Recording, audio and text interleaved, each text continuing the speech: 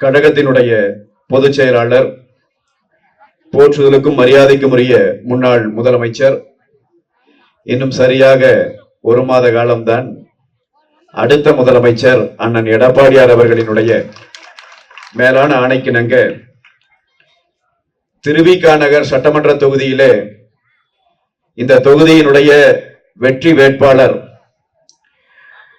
எனக்கு முன்னால் பேசிய அண்ணன் குறிப்பிட்டு சொன்னதை போல தமிழ்நாடே எதிர்பார்த்து கொண்டிருக்கின்ற வெற்றி வேட்பாளர் பொற்கொடி ஆம்ஸ்ட்ராங் அவர்களுக்கு இரட்டை இலை சின்னத்திலே வாக்குகளை கேட்டு நடைபெற்றுக் கொண்டிருக்கின்ற இந்த தேர்தல் பரப்புரை கூட்டத்தை ஏற்பாடு செய்திருக்கின்ற போற்றுதலுக்கும் மரியாதைக்கும் உரிய பகுதி கழக செயலாளர் மரியாதைக்குரிய அண்ணன் பரமகுரு அவர்களே, போற்றுதலுக்குரிய சகோதரர் பகுதி கழக செயலாளர் அண்ணன் முகுந்தன் கோபால் அவர்களே, இந்த நிகழ்வினுடைய நாயகராக அமர்ந்திருக்கின்ற போற்றுதலுக்கும் மரியாதைக்கும் உரிய சட்டமன்ற தொகுதியினுடைய வெற்றி வேட்பாளர் பொற்கொடி ஆம்ஸ்ட்ராங் அவர்களே, தேசிய ஜனநாயக கூட்டணிக்கு தலைமையேற்றிருக்கின்ற அனைத்து இந்திய அண்ணா திராவிட முன்னேற்ற கழகத்தின் பல்வேறு கட்ட நிர்வாகிகளே, தேசிய ஜனநாயக கூட்டணியிலே அங்கம் வகிக்கின்ற அனைத்து கூட்டணி கட்சிகளினுடைய போற்றுதலுக்கும் மரியாதைக்கும் உரிய நிர்வாகிகளே, தோழர்களே, தொண்டர்களே, அனைவருக்கும் வணக்கம். திருவிக நகர் சட்டமன்ற தொகுதியிலே இரட்டை இலை சின்னத்திலே வாக்களித்து மரியாதைக்குரிய சகோதரி பொற்கொடி ஆம்ஸ்ட்ராங் அவர்களை மிக அதிகமான வாக்குகள் வித்தியாசத்திலே வெற்றி பெற செய்ய வேண்டும் என்று கேட்டு இந்த கூட்டத்தை நாம் நடத்துகிறோம். அன்பான பெரியோர்களுக்கு நான் சொல்லுவேன், ஒரு வரலாற்று சிறப்புமிக்க பயணத்திலே நாம் நிற்கிறோம். நாம் இந்த தேர்தலிலே பணியாற்றுவது என்பது, இந்த கூட்டத்தில் இருக்கிறவங்க அத்தனை பேரையும் எனக்கு தெரியும், நான் சொல்லுகிறேன், மாறாமல் நாம் எல்லாம் இரட்டை இலையில தான் நம் வாக்குகளை போட போகிறோம். அதனால் நான் இங்கே பேசுவது, நான் இங்கே சொல்லுகிற செய்தி, நாம் வாக்களிக்க வேண்டும் என்பதல்ல, நாம் ஒவ்வொருவரிடமும் எடுத்து சொல்லி இரட்டை இலை சின்னத்திலே வாக்குகளை பெற வேண்டும். பொற்கொடி ஆம்ஸ்ட்ராங் அவர்கள் சட்டமன்றத்திற்குள்ளாக நுழைய வேண்டும். பிரச்சாரத்தில் இருக்கிறாங்க அக்கா, அது நம்ம எல்லாரும் பாக்குறோம். நாங்க தான் கோயம்புத்தூர்ல உட்கார்ந்து பார்த்தாலும் இன்னைக்கு வீடியோ வந்து சேர்ந்துருது. அவங்க போய் பிரச்சாரம் பண்ணையில கொண்டு போய் நோட்டீஸ் கொடுக்கறாங்க. ஒரு சுகாதார பணியாளர் ஒரு அம்மா நிக்கிறாங்க. அவங்க கிட்ட போய் கேட்கிறாங்க, என்ன செய்துட்டு இருக்கிறீங்க? அந்த அம்மா சொன்னாங்க, சுத்தம் பண்ணிட்டு இருக்கிறேன். நானும் அதுக்கு தான் வந்திருக்கிறேன், சுத்தம் பண்றேன்னாங்க. சுத்தம் பண்ணணும், சுத்தம் பண்ற வேலையை அவங்க கையில கொடுக்கணும். நாம அது நம்ம கடமை இல்லைங்களா? நான் உங்களுக்கு சொல்றேன், எனக்கு முன்னாடி பேசின அண்ணன் கூட குறிப்பிட்டு சொன்னாங்க, வெளியவே வரமாட்டாங்க அண்ணன் ஆம்ஸ்ட்ராங் அவர்கள் இருக்கிற வரை என்றெல்லாம் சொன்னவர். சில பேரை எல்லாம் குறிப்பிட்டு சொன்னாங்க, மரியாதைக்குரிய அண்ணன் ஆம்ஸ்ட்ராங் அவர்களினுடைய அந்த படுகொலையிலே தொடர்புடையவர்கள் என்று சில பேரெல்லாம், அவர்கள் பெயரெல்லாம் அடிபடுகிறது என்றார்கள். எங்களுக்கு பிரச்சனை இல்லை, நேரடியாகவே சொல்லுவோம். கொலைகாரன் பெயரை சொல்லுவதிலே என்ன நமக்கு பெரிய வருத்தம் இருந்து விட போகிறது? ஸ்டாலின் அவர்களே, இந்த பகுதியிலே இருந்து தமிழ்நாடு முழுவதையும் அபகரித்து அழித்துக் கொண்டிருக்கிற சேகர் பாபு அவர்களே,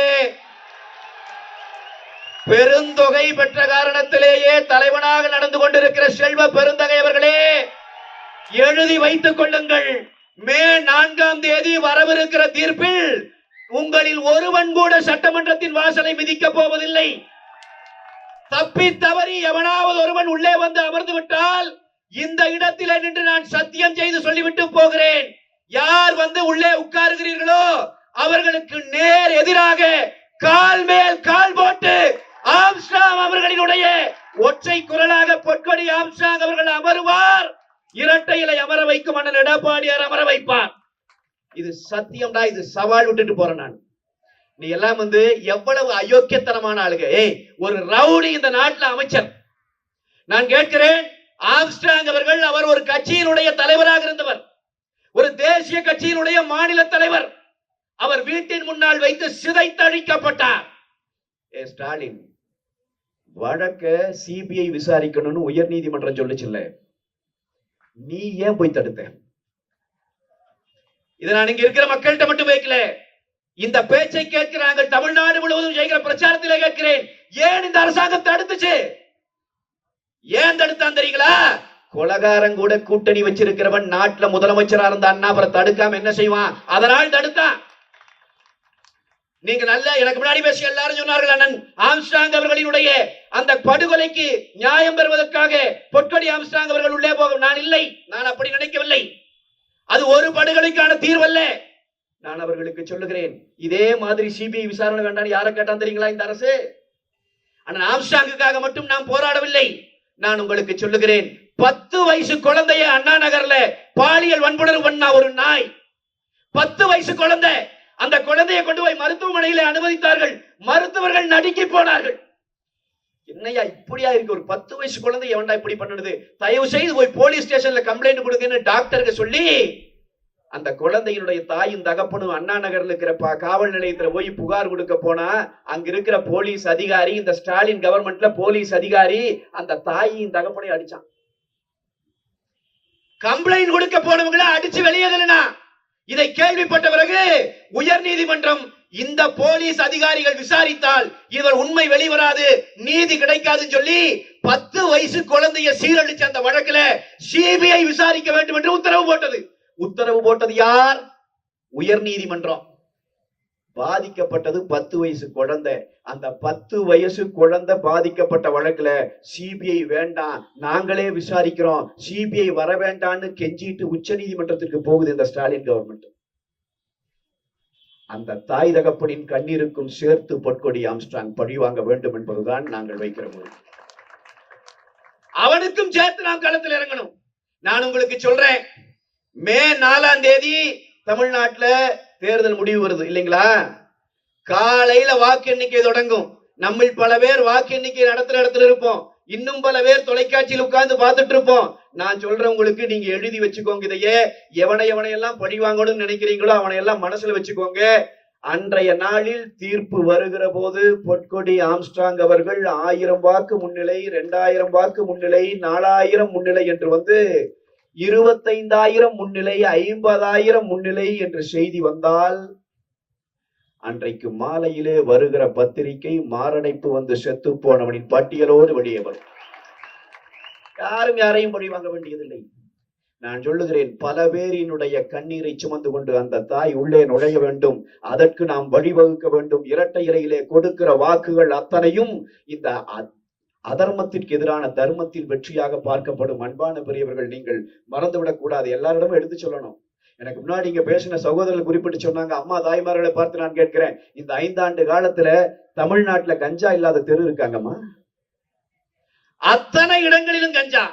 கல்லூரிக்கு நம்முடைய பிள்ளைகளை அனுப்புகிறோம், கல்லூரி வாயிலே நின்று கஞ்சாவை கைகளிலே திணிக்கிறான். திணிப்பவனே இவன் தான். ஒரு கஞ்சா விற்கிறவனை கூட கைது செய்ய முடியல ஸ்டாலின் அரசாங்கத்தினால. ஏன்? என்ன விற்கிறதே வந்தான். காவல்துறை அதிகாரிகளுக்கு தெரியாதா? ஒண்ணு வேண்டாம், கள்ளச்சாராயம் காட்சி 120 பேர்த்த கொண்டு போட்டான். ஞாபகம் இருக்கா உங்களுக்கு? கள்ளக்குறிச்சியில 120 பேர்த்த கொண்டு போட்டான். கொண்டவன் பேர் என்னங்க? கண்ணுக்குட்டி. அவன் பேர் என்ன?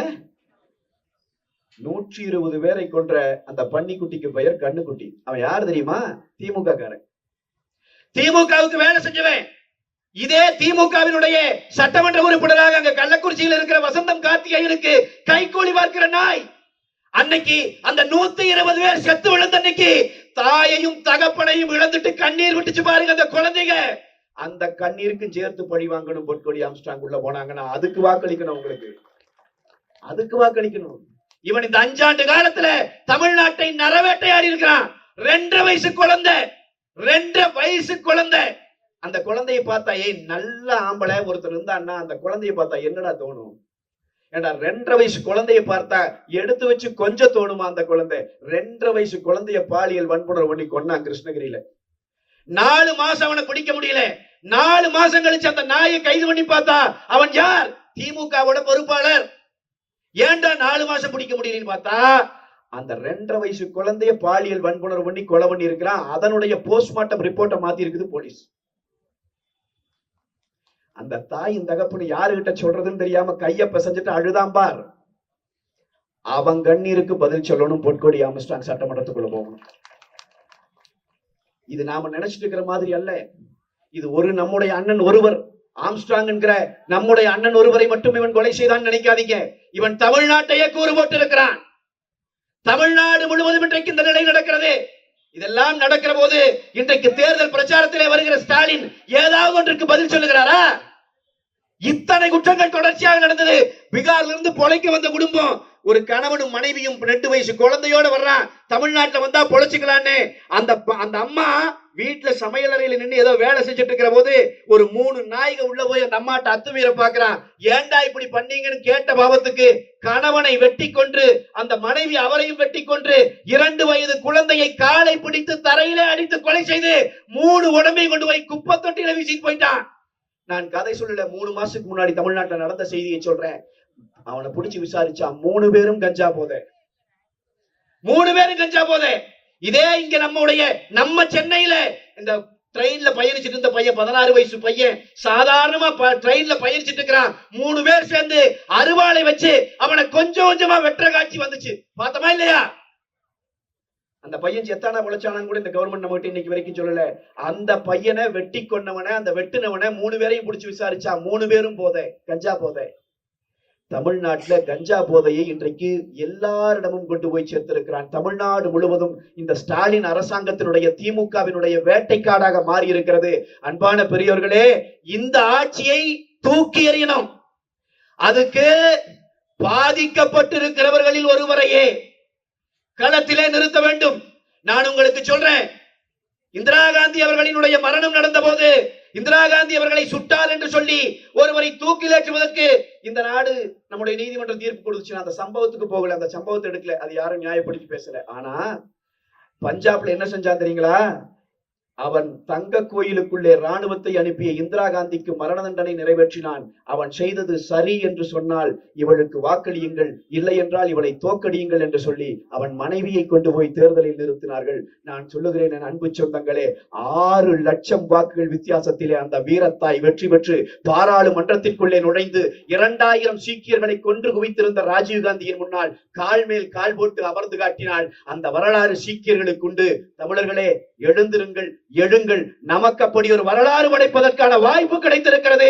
பொற்கொடி ஆம்ஸ்ட்ராங்கினுடைய வெற்றி என்பது ஒட்டுமொத்த தமிழர்களும் திருப்பி அடிப்பார்கள் என்று நாம் சொல்லுவதற்கான வெற்றி.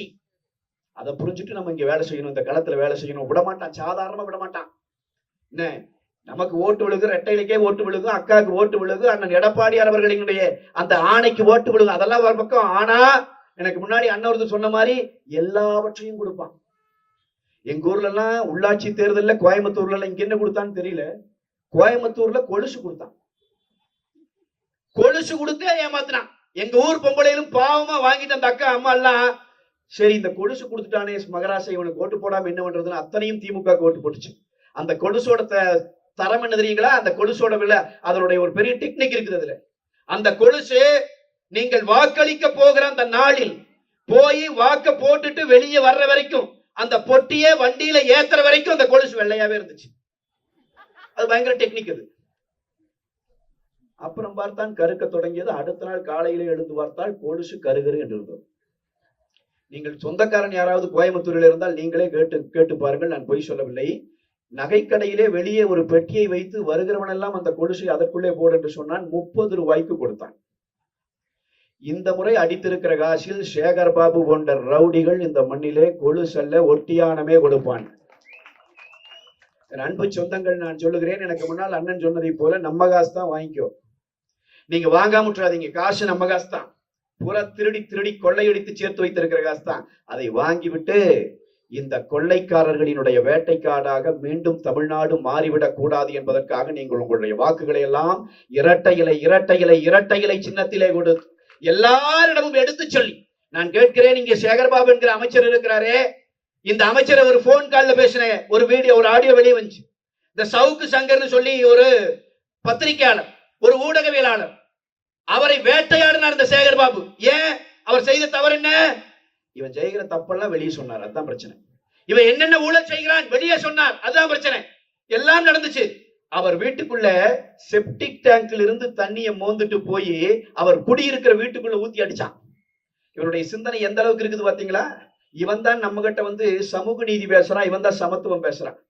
அவர் வீட்டுக்குள்ள அடிச்சு விட்டான். அத்தனை செப்டிக் டேங்க்ல இருந்து தண்ணியை கொண்டு போய் அடிச்சு விட்டான். இந்த சேகர் பாபு அதன் பிறகு ஒரு ஆடியோ வெளியே வந்துச்சு. அதுல ஒரு ரவுடி ஒருவர் பேசுகிறார். திமுகவை சேர்ந்தவன். அவன் பேரே சொல்லி பேசுறான். நான் தான் பேசுறேன், சேகரபாபு நீ நேர்ல வா.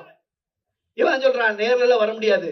இவர் திருப்பி சொல்றார், இப்ப பாக்குறேன் உன்னை என்ன பண்றேன்னு. அவன் சொல்றான் நீ பண்ணு, ஆனா நீ பண்ணுனதெல்லாம் நான் வெளியே சொல்லிடுவேன். ஏய், ரவுடியும் அமைச்சரும் இப்படி ஒரு டீலிங்ல இருந்தீங்கன்னா நாடு எப்பற உருப்படு? நாட்டில மக்கள் எப்பற வெளிப்படையா வழியை நடக்க முடியும்? நான் கேட்கிறேன், இன்றைக்கு உதயநிதி தெருவில் போய் பிரச்சாரம் பண்ற இடத்துல எல்லாம் எங்க பொதுச் செயலாளரோட ஒரு படத்தை தூக்கி காட்டுறான். இதை பார்த்தீர்களா? உதயநிதி, நான் உனக்கு சொல்லுகிறேன், மீண்டும் மீண்டும் சொல்லுகிறேன், வெட்கம் மானத்தை பற்றி எல்லாம் கருணாநிதியின் குடும்பத்தில் பிறந்து விட்டு நீ பேசவே கூடாது. தேவையில்லாத வேலை செய்து கொண்டிருக்கிறாய்.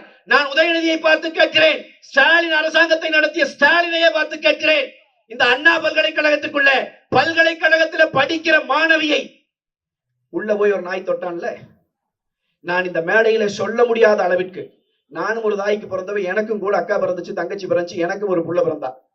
நான் இந்த என் வாயில் அதை சொல்லக்கூட முடியாது அந்த நாய் என்ன பண்ணான்ங்கிற வேலையை. அவ்வளவு கொடூரமா அந்த கல்லூரிக்குள்ள நுழைஞ்சு பல்கலைக்கழகத்துக்குள்ள நுழைஞ்சு அந்த மாணவியை சித்திரவதை பண்ணான்ல. அந்த மாணவி சொன்னான்ல, அவன் என்னை இப்படி சீரழிக்கிற அந்த நேரத்திலே ஒரு போன் எடுத்து ஒரு சார் என்று ஒருவருடன் பேசினான். என்னிடமும் சொன்னான், நீ என்னோடு இருக்க வேண்டும், அடுத்து அந்த சாரோடு இருக்க வேண்டும் என்று சொன்னான் என்று அவன் சொன்னதாக அந்த பெண் சொன்னான்ல. யார் அந்த சார் என்று அண்ணா திராவிட முன்னேற்ற கழகம் தமிழ்நாடு முழுவதும் கேட்டு போராடினோமே. யாரா அந்த சார்? யாரா அந்த சார்? வந்திருக்கா? அவன் பேரு ஞானசேகரன். அதை செஞ்சவன் பேரு. இவனுக்கு பேரெல்லாம் எப்படி இருக்குன்னு, கள்ளச்சாராயம் காய்ச்சறவன் பேரு கண்ணுக்குட்டி, புள்ளைய சீரழிக்கிறவன் பேரு ஞானசேகரன். இந்த ஞானசேகரன் என்கிற நாய் இவனை இன்றைக்கு கொண்டு போய் அவன் ஒருத்தன் தான் குற்றவாளி என்று இவர்கள் இன்றைக்கு வச்சுட்டாங்க. ஊரெல்லாம் படம் காட்டி கொண்டிருக்கிற ஸ்டாலினின் மகனுக்கு நான் படம் காட்டுகிறேன். இந்த படம் தெரியுமா ஸ்டாலின்? உதயநிதி, இந்த படம் தெரியுமா? அந்த பிள்ளையை சித்திரவதை பண்ணி சீரழிச்ச அந்த ஞானசேகரன் என்கிற நாய் அவனுடைய வீட்டிலே ஸ்டாலினுடைய அமைச்சர் மா சுப்பிரமணியம் உட்கார்ந்து சோறுண்டு கொண்டிருக்கிற படம் இந்த படம். பாருங்க.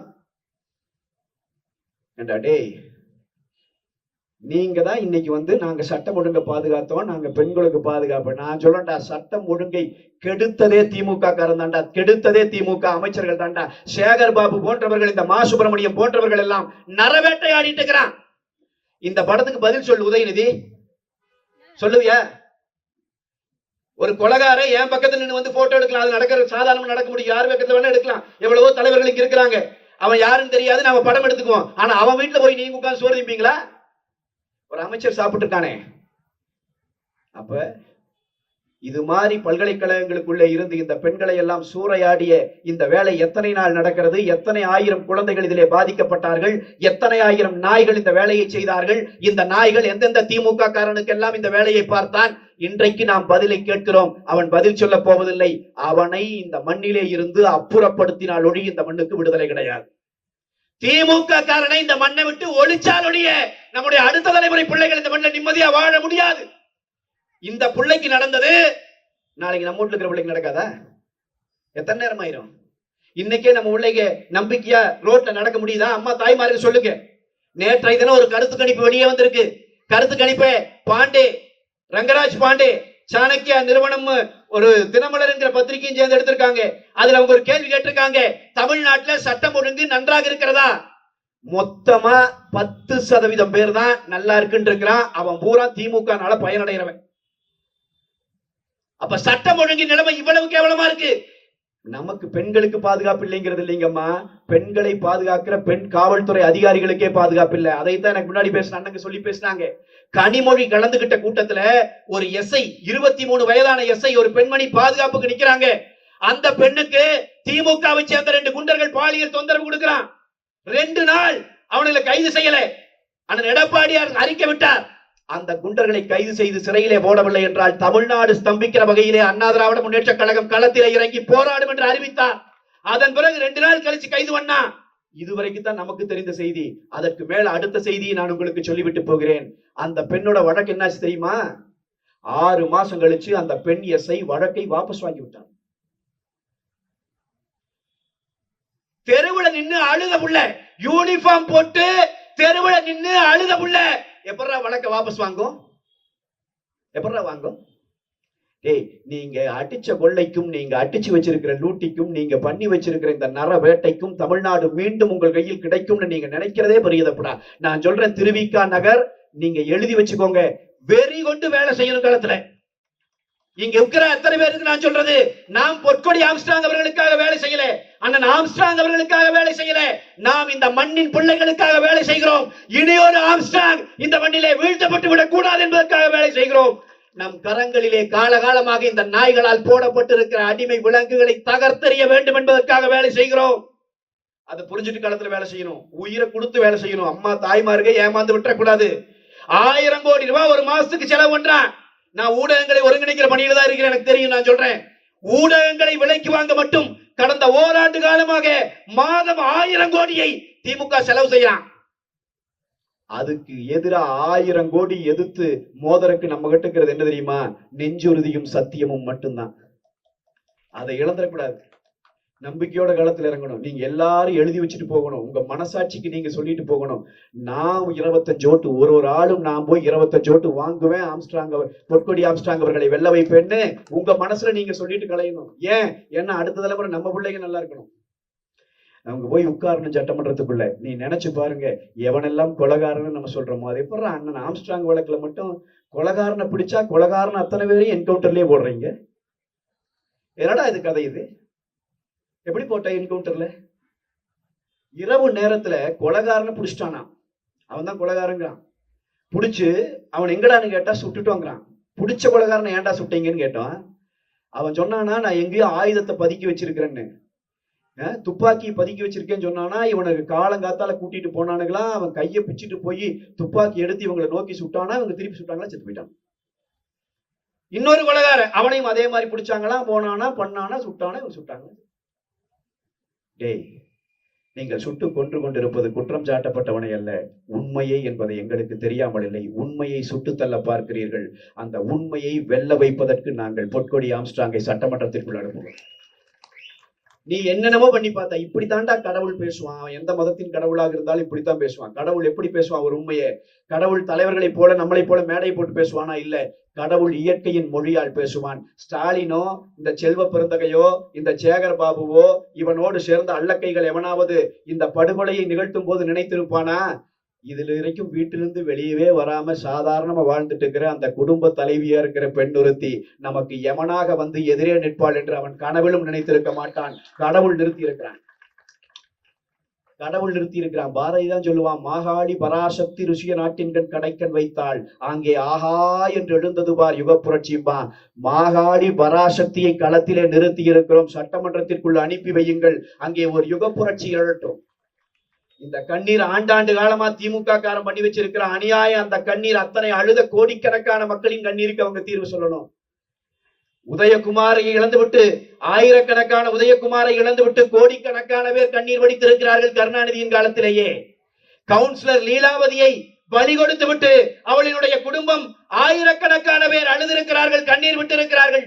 தா கிருட்டிணனை இழந்துவிட்டு ஆயிரக்கணக்கான பேர் அழுதிருக்கிறார்கள், கண்ணீர் விட்டிருக்கிறார்கள்.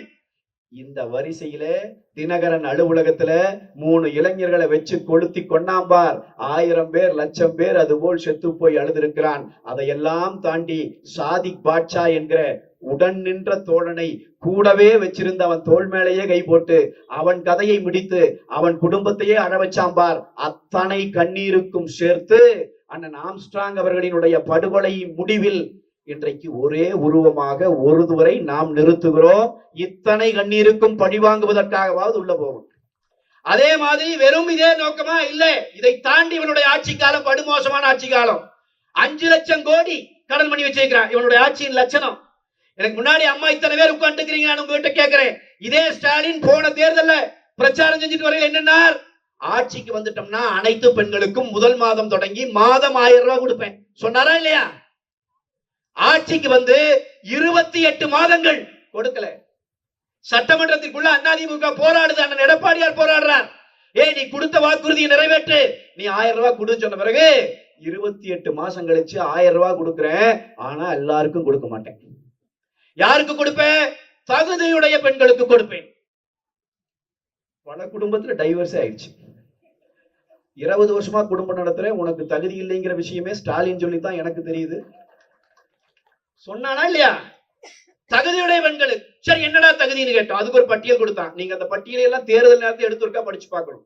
அந்த பட்டியல்ல தகுதிகள் கொடுத்தான். கட்டிய கணவன் இருக்கக்கூடாது, சொந்தமாக வீடு இருக்கக்கூடாது, பெத்த பிள்ளை இருக்கக்கூடாது, 3 வேளை சாப்பிடக்கூடாது, இரவானால் தூங்கக்கூடாது, பொழுதோட வெளியே வரக்கூடாது, இப்படி எல்லாம் தகுதி. இத்தனை தகுதியும் இருக்குதுன்னு சொல்லிட்டு போனாங்க. அவர்களுக்கு கூட கொடுக்கல. இப்படி அயோக்கியத்தனம் பண்ணி இப்படி எல்லாம் பண்ணிட்டு நான் 1000 கொடுத்து 1000 கொடுத்தேன்னு ஸ்டாலின் பேசிட்டு இருந்தார். அண்ணன் எடப்பாடியார் பார்த்து கொண்டே இருந்தார். தேர்தலுக்கு 2 மாதம் இருக்கிற அந்த நிலை வந்தது. அண்ணன் பார்த்தார், இன்னும் 2 மாத காலத்திலே இவன் ஆட்சி முடிய போகிறது, அண்ணா திராவிட முன்னேற்ற கழகத்தின் ஆட்சி மலரப் போகிறது, மக்களை இந்த துயரிலே இருந்து விடுவிப்போம் என்று சொல்லி அண்ணா திராவிட முன்னேற்ற கழகம் ஆட்சி அமைத்த முதல் மாதம் தொடங்கி தமிழ்நாட்டில் இருக்கிற அனைத்து குடும்ப தலைவிகளுக்கும் மாதம் 2000 ரூபாய் வங்கி கணக்கில் வைக்கப்படும் என்கிற அறிவிப்பை வெளியிட்டார். வெளியிட்டு விட்டு அண்ணன் வெளியே வந்தார். சரியா 5 நாள் தான். 5 நாள் கழிச்சு காலையில எந்திரிக்கிறோம், அக்கவுண்ட்ல 5000 விழுந்துட்டும். விழுந்துச்சா இல்லீங்களா? அதுதான் முன்னாடி அண்ணன் சொல்லி பேசினாங்க. எதுக்கு 5000 போட்ட? திருப்பி இவங்க வந்து என்னை கொடுக்க விடாம பண்ணிடுவாங்க, 1000 ரூபாய் கொடுக்க விடாம பண்ணிடுவாங்க. அதனால 3 மாசத்துக்கு சேர்ந்து ஏய் கொடுக்க சொன்னதே நாங்க தான்டா, நாங்க ஏன் கொடுக்க விடாம பண்ண போறோம், அதனால 3000. சரி அது பரவாயில்ல, இன்னும் 2000 எதுக்கு போட்ட? வெயில் அடிக்குதுல்ல. கருணாநிதி மகனுக்கு மே மாதமானால் வெயில் அடிக்கும் என்பது தெரிவதற்கே 72 வயதாயிருக்கிறது. வெயிலுக்கு 2000 போட்டிருக்கான். வெயில் அடிக்கும்ல. நான் திரு ஸ்டாலின் அவர்களை பார்த்து கேட்பது, அட வெயிலுக்கு 2000 போட்ட, அதுவும் கூட நாங்க பொறுத்து தொலைச்சுக்கிறோம். வெயில் என்ன தகுதியுள்ள மகளிருக்கு மட்டும்தான் அடிக்குமாடா? அட வெயில் எல்லாருக்கும் தான் அடிக்கு. ஆனால் போட்டான். இது எவ்வளவு ஒரு ஏமாத்து வேலைன்னு மட்டும் பாருங்க. இந்த ஸ்டாலின் 5000 ரூபாய் நம்முடைய அக்கவுண்ட்ல போடுறதுக்கு 1 வாரத்துக்கு முன்னாடிதான் சுகாதார பணியாளர்கள் போராடுகிறார்கள். ஸ்டாலின் அரசாங்கம் சொல்லுது காசு இல்ல. ஆசிரியர்கள், அரசு ஊழியர்கள் போராடுகிறார்கள், காசு இல்ல. போக்குவரத்து தொழிலாளர்கள் போராடுகிறார்கள், காசு இல்ல. கொரோனா காலத்துல நம் உயிரை எல்லாம் காப்பாற்றிய செவிலியர்கள், நர்ஸுக போராடுறாங்க, காசு இல்ல. 1 வாரத்துக்கு முன்னாடி காசு இல்ல. அண்ணன் எடப்பாடியார் அடிச்ச அடியில கொடுக்கிற தெய்வ ஸ்டாலின் வீட்டு கூரையை பீத்து கொண்டு கொடுத்திருக்கிறது நமக்கு கொடுத்து விட்டான். ஏமாத்து வேலை. அம்பானு பெரியவங்களுக்கு நான் சொல்றேன், அதிமுக ஆட்சி இருந்துச்சு, புரட்சி தலைவி அம்மா அவர்களினுடைய ஆட்சி இருந்தது. இந்தியாவில் எத்தனையோ முதலமைச்சர் இருந்தாங்க. அம்மா கன்னியாகுமரி, காஷ்மீர் தொடங்கி கன்னியாகுமரி வரைக்கும் ஒரு முதலமைச்சருக்கு கூட தோணல கல்லூரியில படிக்கிற பிள்ளைகள், ஏழை வீட்டிலிருந்து வர்ற பிள்ளைகள், அந்த பிள்ளைகளுக்கு அறிவு இருக்கும். ஆனா அந்த பிள்ளைகள் நன்றாக படித்து வர வேண்டும் என்றால், இந்த போட்டி உலகில் வெல்ல வேண்டும் என்றால் தேவையான உபகரணங்கள் கையிலே இருக்க வேண்டும். வசதி வாய்ப்புள்ள தாய்மார்க அந்த குழந்தைகளுக்கு லேப்டாப் வேணா வாங்கி கொடுத்துருவான். வசதி வாய்ப்பு இல்லாத குடும்பத்திலே இருந்து வருகிற குழந்தைகள் என்ன செய்யுங்கிற சிந்தனை எந்த முதலமைச்சருக்கும் வரல. இந்தியாவுல ஒரே முதலமைச்சருக்கு வந்தது. அந்த முதலமைச்சரை தந்தை இயக்கம் அண்ணா திராவிட முன்னேற்ற கழகம், புரட்சி தலைவி அம்மா அவர்கள் தான் சிந்தித்தார். அண்ணா திராவிட முன்னேற்ற கழகத்துக்காரன் தெருவிலே நடந்து வாக்கு கேட்கிற போது நெஞ்சை நிமிர்த்தி காலரை தூக்கி விட்டு திமுரோட ஓட்டு கேட்கணும். ஏன் தெரியுங்களா? அம்மா காலத்திலையும் அண்ணன் எடப்பாடியார் அவர்களின் ஆட்சி காலத்திலையும் மொத்தமா 55 லட்சம் குழந்தைகளுக்கு லேப்டாப் கொடுத்த இயக்கம் அனைத்து இந்திய அண்ணா திராவிட முன்னேற்ற கழகம். நாம் கொடுத்தோம். அண்ணன் எடப்பாடியார் அவர்களின் ஆட்சி இருக்கிற கடைசி நாள் வரை லேப்டாப் கொடுத்தோம். இவன் ஆட்சிக்கு வந்தோன்னு அந்த லேப்டாப் கொடுக்கறது. நான் கேட்கிறேன், அம்மா இத்தனை பேர் இருக்கிறீங்க, ஏதாச்சும் குடும்பத்துல யாராச்சும் குழந்தைக்கு லேப்டாப் வந்திருக்கு? 4.5 வருஷம் கொடுக்கல. 4.5 வருஷம் கழிச்சு நானும் லேப்டாப் கொடுக்குறேன். எங்க ஊர்ல ஒரு பழமொழி சொல்லுவாங்க, சாக போற நேரத்துல சங்கரா சங்கராங்கிறான்னு. இங்க இருக்கான்னு தெரியல, நம்ம ஊர்ல இருக்கான்னு தெரியல. அப்படின்னு என்ன, வாழ்ற காலம் முழுக்க அயோக்கியத்தனமே பண்றது. அப்புறம் சாவு கிடக்கிற போது சங்கரா சங்கரான சங்கரன் காப்பாத்துவானா? செய்த தர்மம் தானே காப்பாற்றும். இப்ப ஸ்டாலின் பண்ண வேலை அதான். நான் கடைசி நேரத்திலே நான் லேப்டாப் கொடுக்குறேன்னு வந்தான். இந்த லேப்டாப் யாருக்கு கொடுக்குறான்? அதிமுக பள்ளிக்கூடத்திலிருந்து காலேஜ் போற பையனுக்கு பிள்ளைக்கு கொடுத்துச்சு. ஏன்? அவன் படிக்கணுங்கிறக்காக. ஆனா இவன் யாருக்கு கொடுக்குறா? அவர் ஸ்டாலின் அரசு யாருக்கு கொடுக்குது? காலேஜ்ல கடைசி வருஷம் படிக்கிறவனுக்கு கொடுக்குது. அவன் தான் அடுத்த வருஷம் வேலைக்கு போயிருவான்ல, அவனே வாங்கிக்குவான்ல. உங்க கவர்மெண்ட்ல வேலை கிடைக்காது, அது வேற. கவர்மெண்ட் எங்களுக்கு வந்துருமே, வேலை கிடைச்சிருமே. ஏன் அவருக்கு கொடுக்குற? ஏன் கொடுக்குறான் தெரியுங்களா? கடைசி வருஷம் படிக்கிற பையன் 18 வயசு ஆயிருக்கும், அவனுக்கு இந்த கையில லேப்டாப்பை கொடுத்தா அந்த கையில நமக்கு ஓட்டு போடுவான்ங்கிற திருட்டுத்தனம் இல்லாமல் இது வேற என்னங்கிறத பெரியவங்க அறிவுள்ளவர்கள் சிந்தித்து பாருங்க. அப்ப அதிமுக கார ஓட்டுக்காக கொடுக்கல, அந்த குழந்தை படிக்கணும்னு கொடுத்தான். ஆனா திமுக காரன் அதையும் ஓட்டாக்கி பார்க்கிறவன். அங்க எப்படி அந்த குழந்தைகளுக்கு லஞ்சம் கொடுப்பதை போல அந்த லேப்டாப்பை கொடுத்தானோ அது போலத்தான் இப்ப நமக்கு 5000 கொடுத்திருக்கான். போன வருஷம் வெயில் அடிச்சது தெரியல, முன்னத்த வருஷம் வெயில் அடிச்சது தெரியல, அயோக்கியத்தனம் பண்றான். எல்லா விதமான கட்டணத்தையும் ஏத்தி இருக்கிறான். மின்சார கட்டணத்தை 3 மடங்கு ஏத்திருக்கான். உண்மையா இல்லையாங்கம்மா? சொத்து வரி ஏத்தி இருக்கிறான், வீட்டு வரி ஏறி, வீட்டு வாடகை ஏறிடுச்சு. குப்பையே எடுக்கிறது இல்ல, ஆனா குப்பைக்கு வரி போட்டிருக்கிறான். உண்மையா இல்லைங்களா? குப்பைக்கு வரி போட்டிருக்கிறான், கழிவுநீருக்கு வரி போட்டிருக்கிறான், காலியிட வரி அதிகரிச்சிருக்கிறான், கட்டுமான பொருட்களின் விலை அதிகப்படுத்தி இருக்கிறான், பால் விலையை அதிகப்படுத்தி இருக்கிறான், சகல பொருட்களினுடைய விலையையும் அதிகப்படுத்தி இருக்கிறான். நாம் வாழவே முடியாத நிலையை ஏற்படுத்தி இருக்கிறான். இந்த கவர்மெண்ட்டுக்கு மறுபடியும் இருக்கா ஓட்டு போடலாமா? எம்எல்ஏவா இருக்கிறவன் சரியில்லைன்னு நாம சொல்லிட்டு இருந்தோம். நாம சொன்னது போதாதுன்னு சொல்லி இப்ப அவனே சொல்றான். எம்எல்ஏ இருந்தவனை தூக்கிட்டு வேற ஒரு ஆளை போடுறான். ஏன்? இவனை போட்டா மறுபடியும் ஜெயிக்க முடியாது. நான் சொல்லுகிறேன், ஸ்டாலின் அவர்களே, பொற்கொடி ஆம்ஸ்ட்ராங் அவர்களை வேட்பாளராக நிறுத்தி இருக்கிறோம். ஸ்டாலினே வந்து நின்றாலும் வெல்ல முடியாது. திருவிக நகர் எங்களுடைய. நீ முடிஞ்சா குளத்தூர்ல வென்றுட்டு வா, பாத்துக்கலாம். பொய் பேசிட்டு இருக்கிறான் நம்ம கிட்ட. நம்ம தாய்மார்களுக்கு, அண்ணன்களுக்கு எல்லாம் நான் சொல்லிட்டு போறேன். நம்முடைய உறுதியை குலைக்கிறதுக்காக இந்த சாயந்தரமான தொலைக்காட்சியில 4-5 பேர் ஏறி உட்கார்ந்துக்கிறது இல்லைங்களா? நானும் தான் போய் அவனு தலையெழுத்தது, வேற வழி இல்ல. பொய்யா பேசுறான். உள்ள போய் உட்கார்ந்தீங்கன்னா அதிமுகவுக்கு பெரிய வாய்ப்பு இல்ல சொல்றானா இல்லையாங்கண்ணா? அதிமுக அவ்வளவுதான், அது ஒண்ணும் நீ பெருசா எந்திரிக்க வாய்ப்பு இல்ல. அது பிஜேபி கூட சேர்ந்தாலும், அமமுக கூட சேர்ந்தாலும், பாட்டாளி மக்கள் கட்சி கூட சேர்ந்தாலும், புதிய பாரதம் சேர்ந்தாலும், யார் சேர்ந்தாலும் அது ஒன்று. நான் சொல்லுகிறேன், நானெல்லாம் 5 ஆண்டு காலமாக தெருவிலேயே தான் திரிகிறேன். எல்லாம் நாங்க மக்களோட தான் திரிகிறோம். அதிமுக காரர்களையும் நாங்கள் பார்க்கிறோம். மக்கள் திமுகவை பற்றி என்ன நினைக்கிறார்கள் என்பதையும் பார்க்கிறோம். இந்த தெருவில் ஒரு நாள் கூட இறங்காதவன் எல்லாம் டிவியிலே உட்கார்ந்து கொண்டு நீ எப்படி கண்டுபிடித்தாய் அதிமுகவுக்கு ஆள் இல்லைன்னு? நான் சொல்லிட்டு போறேன். அதிமுக எத்தனையோ பேரை அமைச்சராக்கி இருக்கிறது. சில பேரை உப்புமாவுக்காக நாம் முதலமைச்சராகவே வைத்துக் கொண்டிருந்தது உண்டு. அது உப்புமா மாதிரி இருந்துச்சு ஒரு முதலமைச்சர். அப்படி இருந்த அமைச்சரா இருந்தவன், முதலமைச்சரா இருந்தவனை எல்லாம் கூட ஸ்டாலின் தூக்கிட்டாரு. ஆனா ஸ்டாலினுடைய ஒரே வருத்தம் என்ன தெரியுமா? 3 தடவை முதலமைச்சரா இருந்தவனையே தூக்கிட்டோம். அனைத்து இந்திய அண்ணா திராவிட முன்னேற்ற கழகத்தின் உண்மையான தொண்டனின் கணுக்கால் ரோமத்தை கூட பிடுங்க முடியவில்லையே என்பதுதான். இந்த கட்சியினுடைய தொண்டர்களும் தோழர்கள் அவ்வளவு உறுதியோடு இருக்கிறார்கள். நான் சொல்லுகிறேன், நாம் வலிமையான ஒரு கூட்டணியாக இன்னைக்கு நிக்கிறோம்.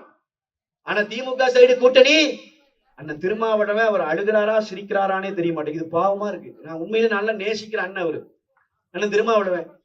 அவருக்கு ஒரு சீட்டு கொடுத்தா, நியாயமா ஒரு கட்சிக்கு கூட்டணியில சீட்டு கொடுத்தா அவங்க கட்சிக்கார தான் நிறுத்துவாங்க.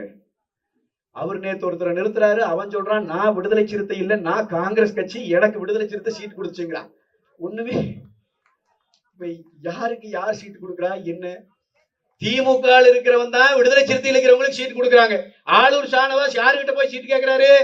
ஸ்டாலின் கிட்ட கேட்கிறாரு. திருமாவளவன் யாருக்கு சீட்டு கொடுக்கிறாரு? காங்கிரஸ்காரனுக்கு சீட்டு கொடுக்கிறாரு. இப்படி ஒரு கொண்டாட்டம் அங்க ஒரு நடந்துட்டு இருக்குது. ஒரு அமைச்சர் 9 முறை 10 முறை சட்டமன்ற உறுப்பினராக இருந்த துரைமுருகன், அவ்வளவு வயதான மனிதர், நாம் எல்லாம் மரியாதைக்குரிய மனிதராக பார்க்கிறோம். தேர்தல் பிரச்சாரம் பண்ணிட்டு இருக்கிறாரு. விடுதலை சிறுத்தைகள் கட்சியினுடைய மாவட்ட செயலாளர் வண்டியில ஏறி நிக்கிறாரு. கீழே இறங்கி போடான்னு அடிக்கிறாரு. பாத்தீங்களா இல்லையா? நான் கேட்கிறேன், ஊடக நண்பர்கள் இருந்தால் நான் உங்களை பார்த்து கேட்கிறேன், இப்படி ஒரு ஏதாவது ஒரு சம்பவம் அதிமுக கூட்டணியில் எங்காவது நடந்திருந்தா 10 நாள் நீ விவாதிச்சிருக்க மாட்டீங்க. ஆனா இதை பத்தி வாயே திறக்கலையே. அண்ணன் திருமாவளவன் அவர்கள் இதை பற்றி கேட்கவே இல்லையே. எப்படா எங்க மாவட்ட செயலாளர் இப்படி அவமானப்படுத்தினீன்னு கேட்கவே இல்லையே. யாருக்காக நீங்கள் நிற்கிறீர்கள்? எந்த மக்கள் உங்களுக்கு வாக்களிக்கிறார்கள்? எந்த மக்கள் உங்களை தலைவராக ஏற்றிருக்கிறார்கள்? ஆயிரக்கணக்கான ஆண்டுகளாக பூட்டப்பட்டு கிடக்கிற அடிமை சங்கிலிகளை அறுத்தறிவோம் என்று உத்தரவாதம் கொடுத்து வந்தவர்களே, அருவருக்கத்தக்க அடிமை சங்கிலிகளை அவர்களே அணிவிக்கிறார்கள். அதை நீங்கள் வேடிக்கை பார்க்கிறீர்களே. இதைத்தான் நம்ம கேட்க வேண்டியிருக்கு. அந்த லட்சணத்தில் இருக்கு கூட்டணி. ஆனால் நான் உங்களுக்கு சொல்லுகிறேன், அண்ணா திராவிட முன்னேற்ற கழகத்தின் தலைமையிலே அமைந்திருக்கிற இன்றைய தேசிய முற்போக்கு, நம்முடைய தேசிய ஜனநாயக கூட்டணி வலிமையோடு நிற்கிறது. ஒரு முற்போக்கு சக்தியாக நிற்கிறது. அதிமுக, பாரதிய ஜனதா கட்சி, பாட்டாளி மக்கள் கட்சி, அமமுக, அப்படியே கட்சிகள் எடுத்தீங்கன்னா ஒவ்வொன்றும் தெளிவா நிக்குது. எந்த கலக்கும் எந்த பிரச்சனையும் இல்லை. சீட்டு எல்லாருக்கும் சரியான சீட்டுகள் ஒதுக்கி கொடுக்கப்பட்டு அத்தனை பேரும் வேட்பாளர்களாக நிறுத்தப்பட்டு எல்லாரும் களத்துக்கு வந்தாச்சு. எந்த விதமான பேதமையும் இல்லாமல் ஒரு ஜனநாயகத்தன்மையோடு நம்முடைய கூட்டணி வலிமையான கூட்டணியாக நிற்கிறது. புரட்சி தமிழர் எடப்பாடியார் எந்தெந்த இடத்திற்கெல்லாம் போகிறாரோ ஆயிரக்கணக்கில் லட்சக்கணக்கில் மக்கள் திரண்டு திரண்டு திரண்டு திரண்டு அவரை வரவேற்கிற காட்சிகளை நாம் பார்க்கிறோம். அத்தனையும் வாக்குகளாக மாறும். 2026 எழுதி வைத்துக் கொள்ள வேண்டும். அது இரட்டை இலைகளுக்கானது. கட்டாயம் வெற்றி பெறும். உறுதியா வெற்றி பெறும். நம்பிக்கையோட நாம களத்துல பண்ணணும். இந்த டிவியில சொல்றான், கருத்து கணிப்புல சொல்றான், அதெல்லாம் ஒண்ணும் கிடையாது. உறுதியா சொல்றேன், நீங்க எழுதி வச்சுக்கோங்க. 210+ தொகுதிகளை அண்ணா திராவிட முன்னேற்ற கழகத்தினுடைய கூட்டணி, தேசிய ஜனநாயக கூட்டணி வெற்றி பெறும். 210+ தொகுதிகளை வெற்றி பெறுவோம். ஸ்டாலின் உதயநிதி தப்பிச்சு வென்று வந்தாலே பெரிய விஷயம் தரவே. இது எல்லாத்துக்கும் தெரிஞ்சு போச்சு. குறிப்பா காவல்துறை அதிகாரிகளுக்கு தெரிஞ்சு போச்சு.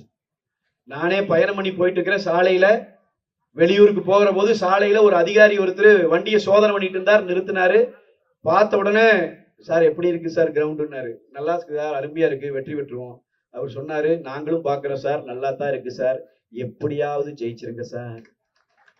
ஒரு காவல்துறை அதிகாரி காக்கி சட்டை போட்டவர், நான் அவர் சொன்னது சொல்றேன், இவனை கிட்ட எங்களால முடியல சார், எப்படியாவது ஜெயிச்சு வந்துருங்க சார், எங்கள் கைகளிலே போடப்பட்டிருக்கிற அந்த கட்டுக்களை அவிழ்த்து விடுங்கள் சார்.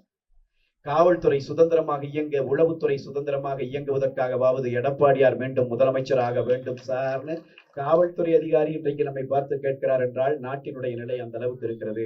என் அன்பு சொந்தங்களே, இறுதியாக நான் சொல்லி நிறைவு செய்ய விரும்புகிறேன். புரட்சி தமிழர் அண்ணன் எடப்பாடியார் அவர்களினுடைய ஆட்சி காலம் பொற்காலம். அந்த ஆட்சி காலத்துலதான் 2000 அம்மா மினி கிளினிக்குகளை கொண்டு வந்தோம். சாதாரண மக்கள் இலவசமாக வைத்தியம் பார்ப்பதற்கு 2000 அம்மா மினி கிளினிக்குகளை அண்ணன் எடப்பாடியார் கொண்டு வந்தார். அவருடைய ஆட்சி காலத்திலேதான் 11 மருத்துவக் கல்லூரிகளை கொண்டு வந்தோம். 11 மருத்துவக் கல்லூரியை 12ஆக கூட ஸ்டாலினால் மாற்ற முடியவில்லை 5 வருஷத்துல. ஆனா 2 வருஷத்துல எடப்பாடியார் 11 மருத்துவக் கல்லூரிகளை கொண்டு வந்தார், 67 கலையறிவியல் கல்லூரிகளை கொண்டு வந்தார், 7 சட்டக் கல்லூரிகளை கொண்டு வந்தார், 5 வேளாண் கல்லூரிகளை கொண்டு வந்தார், 4 கால்நடை வளர்ப்பு கல்லூரிகளை கொண்டு வந்தார். கல்வியில் தமிழ்நாடு தன்னிறைவடைவதற்கு அண்ணன் எடப்பாடியார் பாதை வகுத்தார். அண்ணன் எடப்பாடியாரின் ஆட்சி காலத்திலேதான் நம்ம வீட்டுக்குள்ள யமன் போல் இறக்கிவிடப்பட்டிருந்த ஆன்லைன் ரம்மிக்கு தடை விதித்தார்.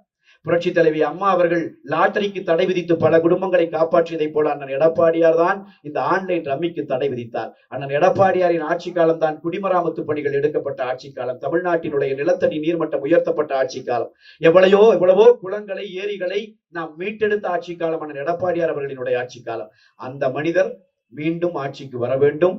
அவர் முதலமைச்சராக அமர வேண்டும். அவர் முதலமைச்சராக அமர்ந்திருக்கிற அந்த சட்டமன்றத்தில் நாம லைவ் எல்லாம் கட் பண்ண மாட்டோம். சட்டமன்றத்தை லைவா காட்டுவோம். அப்படி லைவா காட்டுகிற போது கட்டாயமாக அக்கா பொற்கொடி ஆம்ஸ்ட்ராங் அவர்களினுடைய முகம் பளிச்சுன்னு தெரியணும். நமக்கெல்லாம் ஒண்ணு இருக்கு, இன்னும் ஒரு 30-40 வயசு கழிச்சு நமக்கு குழந்தையோ நம்முடைய பேரம்பேத்தியோ இவ்வளவு அயோக்கியத்தனமான ஆட்சி நடத்தின ஸ்டாலினுடைய ஆட்சி எதிர்த்து நீ எல்லாம் என்ன செஞ்சேன்னு கேட்டான்னா நெஞ்ச நிமித்தி திமிரோட சொல்லலாம், அந்த களத்திலே நாங்களும் இருந்தோம். அந்த அநீதியை, அந்த அதர்மத்தை புதைப்பதற்கு நாங்களும் ஓடினோம். எங்கள் கரங்களும் அதற்காக வேலை பார்த்தது. நீ இன்றைக்கு இந்த மண்ணில் நன்றாக வாழ்ந்து கொண்டிருப்பதற்கு நானும் காரணம் என்று நாம் எல்லாம் நெஞ்சு நிமிர்த்தி சொல்ல முடியும். அதற்கு நீங்கள் செய்ய வேண்டிய வேலை, தெருவிலே இறங்குங்கள், மக்களிடம் போங்க, நாம செய்த சாதனைகளை சொல்லுங்க, ஏன் இரட்டைகளுக்கு வாக்களிக்க வேண்டும் என்பதை எடுத்து சொல்லுங்க. கட்டாயம் வாக்குகளை இரட்டைகளை சின்னத்தில் வாங்குங்க. புதுசா சில கட்சியை வந்திருக்கிறான், அவங்களை பத்தி நம்ம பேச விரும்பல. எங்காவது ஏமாந்து விட்டுறாதீங்க. ஆமா, வீட்டுல இருக்கிற இந்த 5வது 6வது படிக்கிற பையனெல்லாம் சேர்ந்து போற கட்சி வச்சிருக்கிறான். அவன் திடீர்னு அவன் பயங்கரமான கட்சியா இருக்கு, இவனே பரவாயில்லையா? நீங்க சிரிக்கிறீங்கம்மா, நான் சத்தியம் சொல்றேன். அவனாசியில ஒரு வேட்பாளர் வேட்புமனு தாக்கல் பண்ண போயிருக்கிறான். அவர் வேட்புமனு தாக்கல் பண்ண உள்ள போய் அதிகாரி கிட்ட போன பிறகு எங்கேயா வேட்புமனுன்னா மறந்துட்டு வந்துட்டோம்ங்க. சத்தியமா சொல்றேன். அவனாசியில வேட்புமனுவை வீட்டுல வச்சுட்டு வேட்புமனு தாக்கல் பண்ற கும்பலா போயிருக்கான்னா எப்படி? இவங்க கிட்ட தமிழ்நாட்டை கொடுத்து, அதனால அன்பான தம்பி தங்கைங்க, யாராவது அப்படியெல்லாம் மாத்தி கீத்தி போடலாம் நினைப்பு இருந்துச்சுன்னா அந்த வேலையெல்லாம் செஞ்சிடாதீங்க. திமுகவை அப்புறப்படுத்துவது ஒன்றுதான் வழி. திமுகவை அப்புறப்படுத்துகிற சக்தி அனைத்து இந்திய அண்ணா திராவிட முன்னேற்ற கழகத்திற்கு மட்டுமே இருக்கிறது. நீங்கள் உங்கள் வாக்குகளை எல்லாம் இரட்டைகளை சின்னத்தில் தர வேண்டும். நமக்கு தெரிஞ்சவன் தெரியாதவன் நண்பர்கள் அத்தனை பேரிடமும் பேசி பேசி பேசி வாக்குகளை இரட்டைகளை சின்னத்திலும், கூட்டணி கட்சிகள் போட்டியிடுகிற, பாரதிய ஜனதா கட்சி போட்டியிடுகிற தொகுதிகளிலே தாமரை சின்னத்திலும், அதே மாதிரி அமமுக போட்டியிடுகிற அந்த தொகுதிகளில் எல்லாம் குக்கர் சின்னத்திலும், அதே மாதிரி பாட்டாளி மக்கள் கட்சி போட்டியிடுகிற தொகுதிகளில் எல்லாம் மாம்பழம் சின்னத்திலும் நீங்கள் வாக்குகளை கொடுத்து பெருவாரியான வாக்கள் வித்தியாசத்தில் வெற்றி பெற செய்ய வேண்டும். இந்த தொகுதியை எழுதி வச்சுக்கோங்க. இதை விட ஒரு நல்ல வேட்பாளர்னா நீ ஏஐல கொடுத்து கம்ப்யூட்டர்ல கொடுத்து செஞ்சுட்டு வரணும். தி பெஸ்ட் வேட்பாளரை நிறுத்தியாச்சு. இனி நம்ம கடமை நாம் இறங்கி அடிக்கணும். 20,000 30,000 டிஃபரன்ஸ் எல்லாம் பேச்சே கிடையாது. 1 லட்சம் ஓட்டு வித்தியாசத்துல ஜெயிக்கணும். நாம 1 லட்சம் ஓட்டு வித்தியாசத்துல ஜெயிக்கணும். களத்துல இறங்குங்க, வெறி கொண்டு வேலை செய்யுங்க. கரவேட்டி கட்டி அதிமுக காரன் களத்துல இறங்கிட்டு அண்ணா வான வேடிக்கைதான்ங்கிற வரலாற்றை மீண்டும் கொண்டு வரணும். இந்த கட்சி அழிஞ்சு போச்சு, அம்மாவோட முடிஞ்சு போச்சுன்னு சொன்னவனுக்கெல்லாம் செருப்படி கொடுக்கிற முடிவை கொண்டு வருவதற்கு அதிமுக காரன் களத்துக்கு வரணும். மே 4ஆம் தேதி தீர்ப்பு வருகிற அன்றைக்கு அண்ணன் எடப்பாடியார் அவர்கள் முதலமைச்சராக பொறுப்பேற்கிறார் என்கிற செய்தி வருகிற போது நம்மை பார்த்து ஏளனம் பேசியவனை எல்லாம் ஓட ஓட விரட்டுவதற்காகவாவது அதிமுக கார காலத்தில் இறங்கி வேலை செய்யணும். அக்கா பொற்கொடி ஆம்ஸ்ட்ராங் அவர்களினுடைய வெற்றி ஜனநாயகத்தினுடைய வெற்றி. இது நீதிக்கும் அநீதிக்கும் இடையே நடக்கிற போர். இது தர்மத்திற்கும் அதர்மத்திற்கும் இடையே நடக்கிற போர். இது ஒடுக்கப்பட்டவனுக்கும் காலகாலமாக பொய்யே பேசி நம்மை ஒடுக்கியவனுக்கும் இடையே நடக்கிற போர். இதிலே நாம் வெற்றி பெற வேண்டும். எனக்கு முன்னால் பேசிய அண்ணன் சொன்னார், நாங்கள் ஜெய்பீம் என்றுதான் சொல்லி பழக்கம் என்று சொல்லி. அண்ணன் அவர்களுக்கு நானும் சொல்லுகிறேன், நாங்களும் சேர்த்து சொல்லுகிறோம், ஜெய்பீம். நாம் வெற்றி பெறுவோம், நாம் வெற்றி பெறுவோம். நாம் ஒடுக்கப்பட்ட அடக்கப்பட்ட இந்த மக்களா இந்த அரசாங்கத்தால் நசுக்கப்பட்டு இருக்கிற அந்த மக்களுக்காக நிற்கிறோம். அந்த மக்களினுடைய அந்த கண்ணீரும் அவர்கள் விட்ட பெருமூச்சும் நம்மோடு நிற்கும். லட்சிய உறுதி கொண்டு களத்தில் இறங்குங்கள் தோழர்களே. நாம் வெற்றி பெறாவிட்டால் வேறு யார் வெற்றி பெறுவார்? இரட்டைகளை வெல்ல வேண்டும். நம்முடைய அக்கா பொற்கொடி ஆம்ஸ்ட்ராங் அவர்கள் வெற்றி பெற வேண்டும். அதற்கு களம் காண்போம். வெற்றி விழாவுக்கு நானே வருவேன், கேட்டு வருவேன். நான் மரியாதைக்குரிய அண்ணன் பரமகுரு அவர்களிடம் இப்பவே சொல்லிட்டு போறேன், என்னைத்தான் கூப்பிடணும். வெற்றி விழாவுக்கு வருவேன். மகிழ்ந்து கொண்டாடுவோம். அது வெற்றி களிப்போடு கொண்டாடுவோம். வெறும் வெற்றி அல்ல, அது நமக்கு கொண்டாட்டம். அந்த கொண்டாட்டத்தை பெருமளவிலே கொண்டாடுவோம். அதற்கு உழைப்போம் என்று கேட்டு நிறைவு செய்கிறேன். நன்றி, வணக்கம்.